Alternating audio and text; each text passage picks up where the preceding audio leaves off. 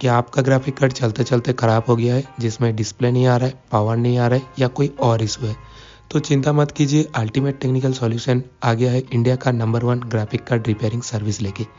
हम लोगों का यूट्यूब चैनल पे 200 से भी ज़्यादा वीडियो पड़ा हुआ है ग्राफिक कार्ड का रिपेयरिंग का रिगार्डिंग। आप वहाँ जाके स्टेप बाय स्टेप सीख सकते हैं ग्राफिक कार्ड का रिपेयरिंग के बारे में, या फिर स्क्रीन पे दिए गए नंबर पे संपर्क करके आप हमें ग्राफिक कार्ड भेज सकते हैं। ऑल ओवर इंडिया में हम लोगों का कुरियर और डिलीवरी सर्विस अवेलेबल है। तो देर किस बात की, आप भी फ़ोन उठाइए और तुरंत संपर्क कीजिए ग्राफिक कार्ड रिगार्डिंग कोई भी इशू का समाधान के लिए। धन्यवाद।